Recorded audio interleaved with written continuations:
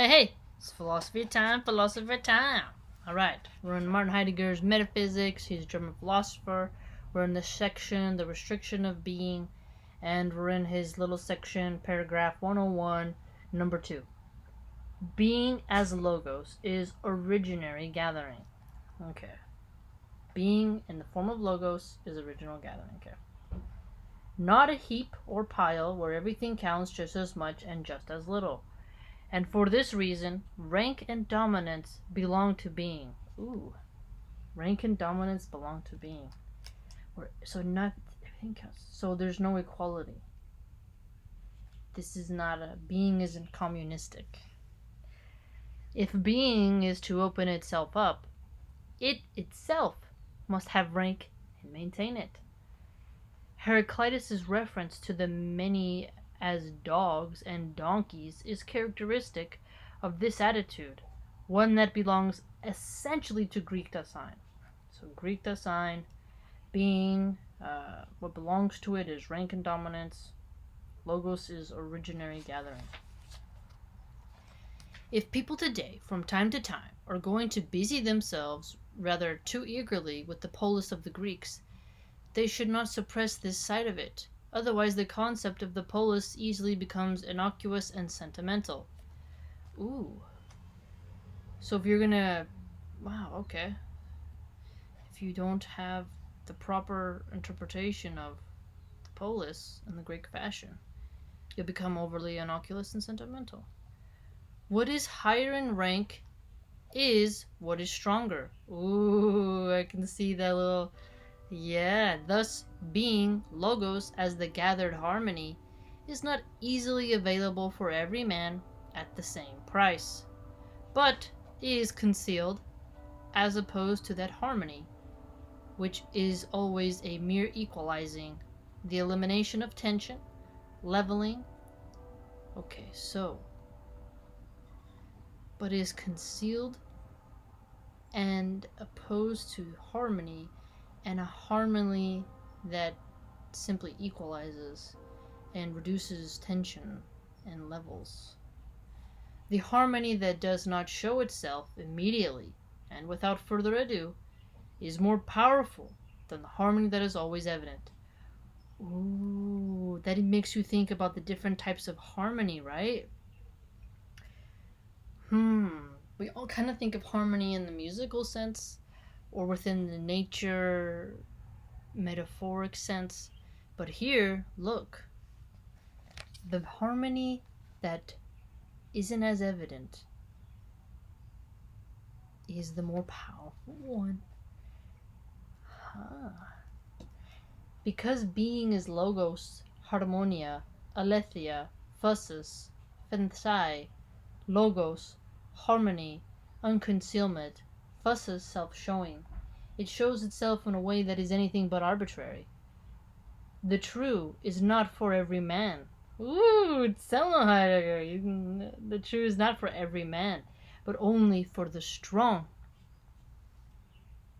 It is with a view to this inner superiority and concealment of being that Heraclitus speaks that strange saying which, precisely because it seems to be so un-Greek, testifies to the essence of the Greek experience of the being of beings.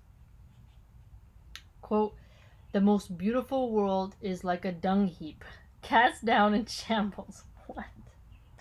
What does he mean by that? Sarma is the opposing concept to logos. Okay, let's annotate that. Sarma.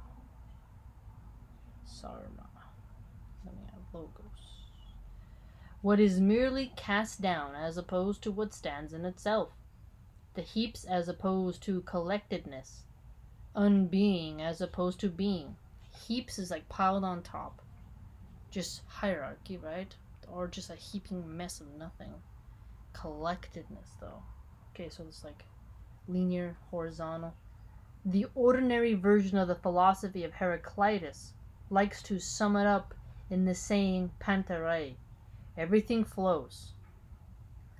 If this saying stems from Heraclitus at all, then it does not mean that everything is mere change that runs on and runs astray. Pure inconsistency.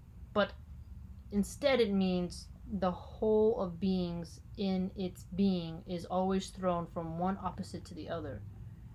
The whole of beings in its being is thrown from one opposite to the other. Thrown over here and thrown over there. Being is the gatheredness of this conflicting unrest. Wow, that's deep. If we comprehend the fundamental meaning of logos as gathering and gatheredness, we firmly establish and firmly hold the following. Okay, let's see what he says. Gathering is never just driving together and piling up. Ooh, because sometimes you can think of it in that way. When you gather the sheep, you drive them together with your sheepdogs. And then if it's on the way to the slaughterhouse, you pile them into the chute. So he's showing us that this is not exactly what he's saying. Okay, let's see what he says. It maintains in a belonging together. So there's like, I see that's the harmony element then. If you belong together, it's not just a piling up. Because if you're piling something up, those things may necessarily not belong together. They're just a jumble of collective matter. That which contends and strives in confrontation. Ooh. It does not allow it to decay into mere dispersion and what is simply cast down. Wow, okay, yes. Made it clear for us right here. As maintaining, logos has the character of pervasive sway, of phusis. It does not dissolve what it pervades into an empty lack of opposites.